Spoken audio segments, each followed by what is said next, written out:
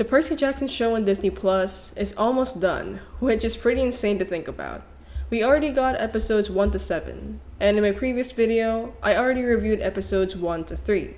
In this video, I'll be giving my thoughts on episodes 4 to 7, and don't forget to check out my review on the finale, which I'll post soon once episode 8 has been released. As always, there will be a major spoiler warning, because we're pretty much more than halfway through the series, so there will obviously be spoilers. With that, let's get into it. Like my previous video, I'll be dividing the video into things I liked and the things I didn't like. Let's start on the good side and check out the things I liked about the episodes. Starting with episode 4, which is entitled I Plunged to My Death, I saw a lot of good things. It starts with Annabeth and Percy's conversation on the train, and I love how through this little moment, we were able to get Annabeth's past before she went to Camp Half-Blood. This included her life with her dad and her stepmom, along with how Annabeth ended up with Thalia Grace and Luke Castellan. Something to note from the scene is the detail that Thalia Grace had made Annabeth earn it before getting Thalia's trust fully, which is something that interested me, because there was no mention of this in the book. However, I like this detail, because if you think about the information we got about Thalia's childhood in the Heroes of Olympus, you'd know that she had just lost her brother Jason. So, her meeting Annabeth was probably a slap to the face for Thalia, because she had to care for another child, which she didn't want to go through again. It's interesting, and details like this make me happy that Rick is working behind the scenes on the show. The next thing I liked about episode 4 was Susan Cryer as Echidna. Susan was amazing in this scene, and honestly really creepy, which fit her character really well. In the book, they didn't have the chase scene with Echidna on the train, but either way, they made great build-up here. We also got to see the Gateway Arch, and I love the detail that it was an Athenian temple, because it's true, the architecture looks incredible and something Athena would love. Speaking of Athena though, Annabeth embarrassing her mother, which made Athena losing the protective boundaries of the temple, was an amazing detail. This action just shows how brutal the gods could be even to their children, and it sets up the entire "the gods are horrible" theme the show is trying to point out. This theme of the gods being horrible parents is something I think the show is trying to highlight in these episodes, because it'll be the ultimate reason for Luke to turn on everyone and side with Kronos in the last episode, which is amazing writing. Another plot point that was not in the book that I liked was Percy being poisoned by the Chimera, because it actually sets up more stakes and dangers to the quest. Also, Percy sacrificing himself to save Grover and Annabeth was so Percy-coded, and Walker Scobell, or Percy's actor, executed that scene so well. Honestly, everything Walker does in this show is pretty much Percy Jackson, which I admitted in my previous review as well. Percy's fall from the Gateway Arch was exactly how I pictured it, and the cliffhanger of Percy in the water was amazing. Episode 4 was great, and now, let's go to episode 5. Episode 5 is entitled A God Buys Us Cheeseburgers, and this was probably my most favorite episode so far. It starts strong by showing the three sisters of fate cutting the yarn, which signified that somebody was gonna die. Annabeth and Grover witness it and thinks it's Percy who's going to die, but we realize later in the books that it wasn't Percy's death, but somebody else's, which I'm not gonna reveal in this video. But anyway, the Percabeth or the Percy and Annabeth hug that came after the scene was so satisfying. And I love that they're taking the romance slowly in the show, because that was one of the main things I wish they'd keep. Percabeth in the books is pretty much a slow burn romance, because they started out as strangers before they became friends to best friends, and eventually to something more than that. So seeing them give hints but not forcing the two of them is really sweet. A highlight in this episode is a new character we get, who was Ares, the god of war, and he's played by Adam Copeland. Adam captured the Ares I read about in the book. He's reckless, impulsive, loud, irritable, and he's amazing to watch. The fact that Ares was starting a Twitter fight in the scene was hilarious, because I could tell that this show is trying to give the books a more modern approach. I mean, to be fair, the Lightning Thief book was released in 2005, which is nearly 20 years ago, so seeing them edit it up to a newer audience is a good take. Something I liked about this episode was the quest Annabeth and Percy had to go through in Waterland Park. The Waterland Park was a trap made by the god of craftsmanship Hephaestus, and it was cool to see the thrill of love ride that Annabeth and Percy had to go to Ares' shield. Speaking of Ares' shield, the challenge to get to it was changed up to something I didn't expect at all. They included the plotline of Hera's throne from one of the oldest Greek stories in Greek mythology. I read about it years ago, and seeing it in the show made me fangirl a little bit because I love Greek mythology. You can tell that from my old videos, and Percy Jackson was the book that got me into it. So seeing Rick incorporate a new thing from Greek mythology made me so happy. The throne looks incredible, and if you check it out a bit more closely, you'll see it designed to have a peacock's eyes here, and even the peacock's legs over there. This is because a peacock is Hera's sacred animal, and this is her throne. The myth about the throne was accurately explained here, as it was a trick made by Hephaestus as a bargain. The trap was that Hera couldn't get out of it without agreeing to make Aphrodite Hephaestus' wife. And it worked, as Hephaestus and Aphrodite got married, but that didn't stop Aphrodite from cheating on her husband with Ares, the god of war. Percy sacrificing himself twice in a row is just another Percy moment, because we all know that Percy's fatal flaw is personal loyalty, which means he's too loyal to his friends and will sacrifice himself to save everyone. After Percy sacrifices himself, we get introduced to a new character, who is the god of craftsmanship Hephaestus, and he's played by Timothy Omundson. Timothy is a great choice as Hephaestus, and I love the dialogue he has with Annabeth. Annabeth snaps at Hephaestus as she stands up for Percy, not agreeing to let Percy stay there as a statue forever. This scene is so good, because we got to see Hephaestus' soft side, and realize that maybe there are still good gods out there who understand their children and demigods. Hephaestus lets Percy go free, and I'm interested to see how they'll handle Hephaestus' character in the future seasons, especially if we ever get a Heroes of Olympus spinoff with Hephaestus' son Leo Valdez.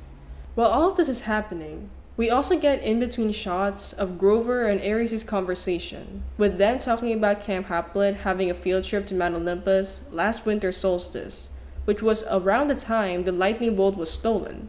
I love this convo because Ares and Grover bond, with Grover skillfully trying to get information from Ares about the theft.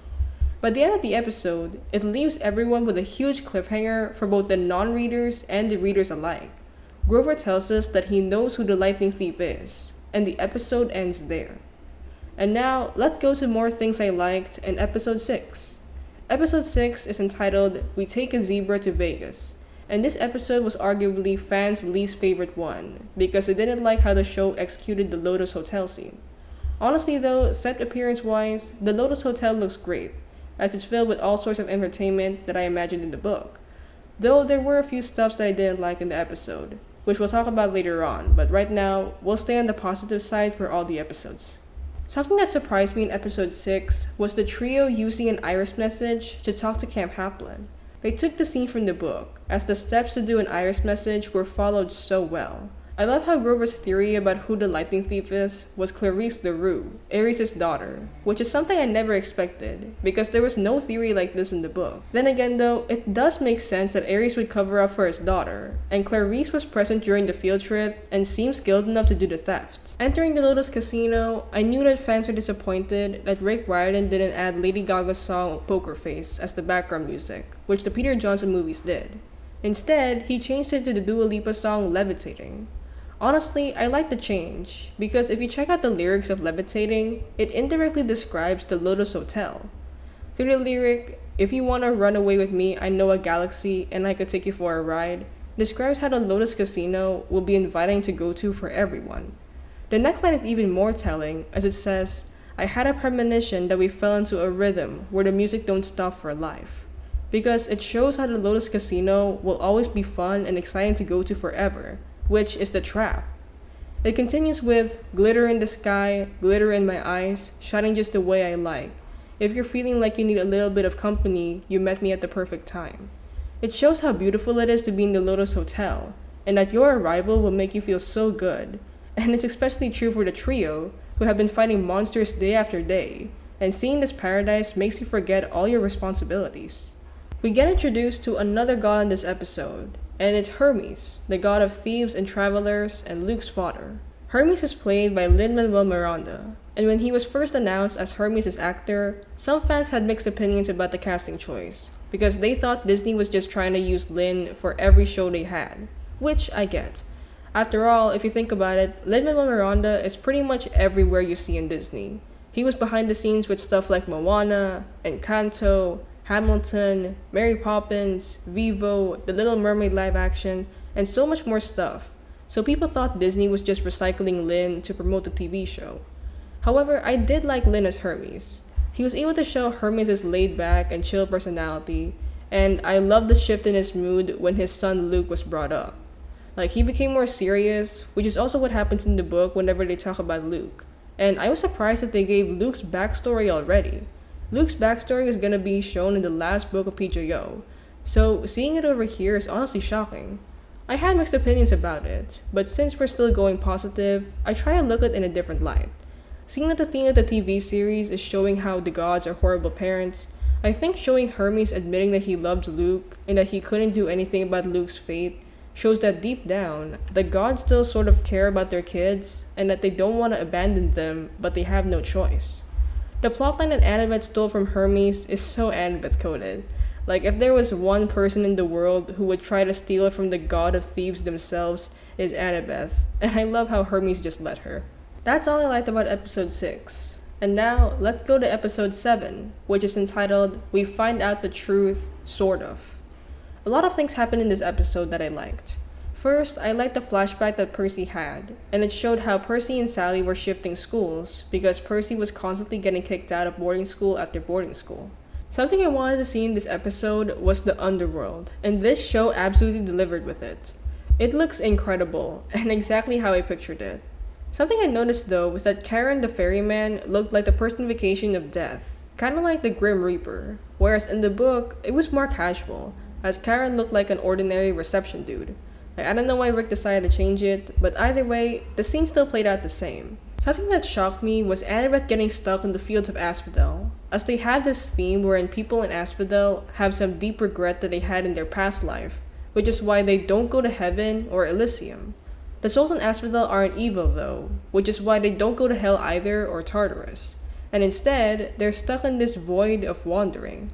It's a great take, and I think the regret that Annabeth had was her failure to save Thalia, as we all know Annabeth blamed herself for not being able to save Thalia. This new interpretation of the fields of Asphodel is pretty cool, because it made me remember Nico D'Angelo's quote from The Blood of Olympus, where Nico encourages Reyna Ramirez-Arellano to continue with her quest. He tells her, "Your voice is your identity. If you don't use it, you're halfway to Asphodel already." This quote tells us that while you're still alive, you have to do what you can to make a difference in the world, so that you won't regret your life and wander like a ghost in Asphodel when you die.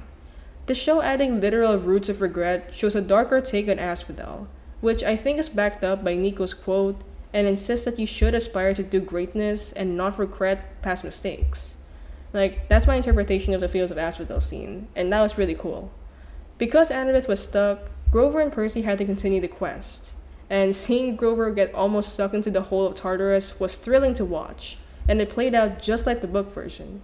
We meet another god in this episode, and this time it's Hades, who was played by Jay Duplass. I have mixed opinions about Jay's acting for Hades, which we'll get into the things I didn't like part. But to be clear, I think Jay is a great actor, and I like the new take on Hades being the chill guy, but there was something I didn't like, which I'll get into in a bit. The cliffhanger of them going to meet Ares was incredible, and I wanted to see the fight play out so badly, but obviously we didn't see it yet, because it's going to appear in the next episode. We also finished Percy's flashback with Sally Jackson meeting Poseidon himself. Poseidon is played by Tovey Stevens, a British actor, and his accent is so prominent. It's something I sort of had to adjust with because I didn't think Poseidon would get an accent like Toby has. But either way though, he does feel like the Poseidon in the book, as it's clear he's in love with Sally, and I love this moment he has together with her. Overall, the episodes were great to watch, and I love the different takes Rick had with his old story. But now, let's talk about the things I felt a bit iffy about in the show. Let's start with episode 4 again. The episode was great, as I pointed out earlier, but the thing that mildly ticked me off was the fight Percy had with the Chimera. I mean, don't get me wrong, the Chimera design looks great, and I love the build-up we got to this part of the episode, but the fight itself was so quick. Like, I wish they made the fight a bit longer, which would be really thrilling to watch, instead of the quick resolution of Percy jumping into the river. That's all I disliked about episode 4, but it's again a great episode. I didn't feel anything iffy about episode 5, so let's skip ahead to episode 6. Like some fans, I did find some stuff that I didn't really like about the episode. I mentioned that I like how the Lotus Hotel looks, but I did dislike that there were so many old people in the place, because looking back on the book, there weren't any adults there, and more kids around Percy's age. I mean, okay, sure, there could be adults too who managed to stumble upon the Lotus Hotel and get sucked into it, but I'm just iffy about it. I mentioned earlier how I liked Rick's casting choice of Lin-Manuel as Hermes, but there was one thing I didn't like about Hermes' character, and it's not really Lin's fault, but it's more of the writing department. They made Hermes know that he was slowing the trio down with their quest, and he didn't make them reach the deadline of the summer solstice, which is so out of character of Hermes. In the books, Hermes would have helped them with their quest and not tricked them like this like he did in the show. Like throughout PJO, Hermes helps the trio with their adventures, and seeing him do this in the show makes him seem like a bad guy who doesn't care. It defeats the purpose that shows the gods care about their kids, despite quote-unquote abandoning them to least life-threatening quests. And I don't know why Rick agreed to this. The next moment I didn't like was Grover and the plotline he had with the satyr Augustus.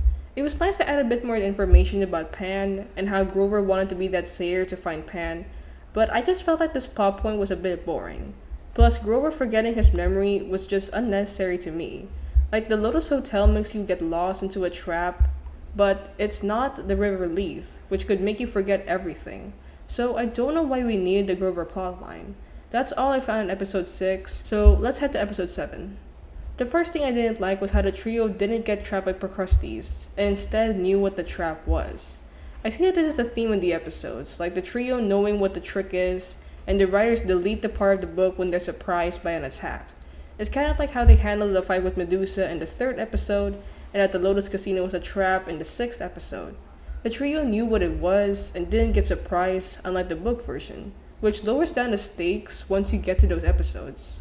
Another recurring theme I'm not a fan of is how the show is giving a lot more smart moments to Annabeth instead of Percy. I mean, okay, I get it. Annabeth is the smart one and the war strategist of the team, but Percy isn't as stupid as they're portraying him to be. Annabeth even points out in one of the books that Percy isn't stupid, and even smart at times, as he has good instincts, especially in combat.